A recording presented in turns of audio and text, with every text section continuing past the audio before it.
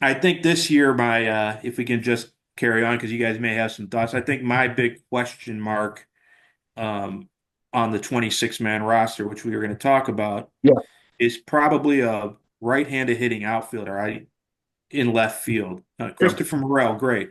If you want to play the roster game and you say, okay, a tough lefty's on the mound, you got DeLuca in center, you've got Christopher Morel out there.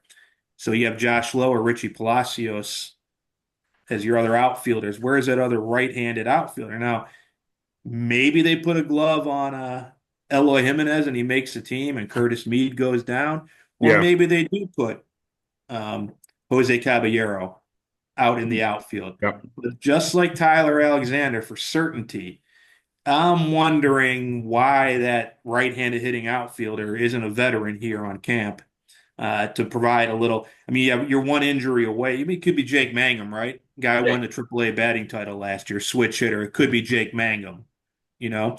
But you would think that the Rays, I was hoping they'd bring in a right-handed hitting veteran, even a Manny Margot, uh, for any case of an emergency. Let's say DeLuca pulls a hamstring, you know. Now you got Mangum in center, and you're back to the same situation. What do you do with the tough lefties? So this year, my issue is there's one roster area that I'm not too confident in. That is, uh, just a right-handed hitting outfielder uh, to against a tough lefty. Yeah. I I, mean, and maybe Eloy could be that. I agree. That might be a long shot, but I don't know. He Maybe that's what their very thought limited process innings was. since 2021, Hmm. 2020. I mean, we're talking. You go look he's very little time wearing a glove. yeah. Yeah. So, and it's Well, just I was gonna say one thing I was curious about was Mangum and his probability of making the roster, being that he put up a really good season in AAA. He's what like he's approaching. I mean, he's in his mid to late 20s at this point. Um, I feel like he's shown basically everything that he's needed to show in order to make a major league roster. Is this the year? Knowing that that there's a little bit of question about the outfield depth with the Rays, knowing that he is a guy who's a switch hitter, knowing that he is a guy who's a good defensive player as well, and has shown that he can hit the ball to the gaps, and I'm sure that'll play at Steinbrenner. But like, what do you think his chances are of making the roster? I think they're pretty good. I mean, this is, all things considered, you get through spring training healthy, which is the only thing I really look at in spring. I don't, I'll be a broken record.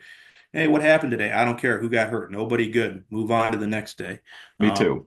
you know, just I can't deal with injuries. It just bothers me. But yeah, Mangum has a chance. I keep waiting for the Rays to. Did I lose you guys? Hmm. Oh, I can't find my string. Okay, there it is. Sorry. I keep waiting for Tampa Bay to uh, do one of two things: either bring in a veteran like a Manny Margot on a minor league deal, okay, let him play with the team, get his cuts in. He has an opt out at the end of camp. March 18th, I think, is the first opt out for a guy like him.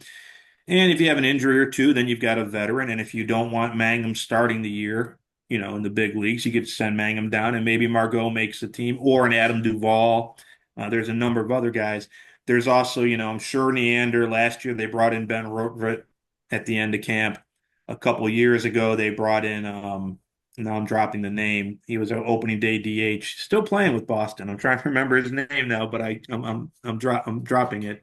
Um, uh, was with Cleveland and out of options. And at the end of the offseason or in the spring training, the Rays brought him in. He actually was the Rays opening day DH the next day.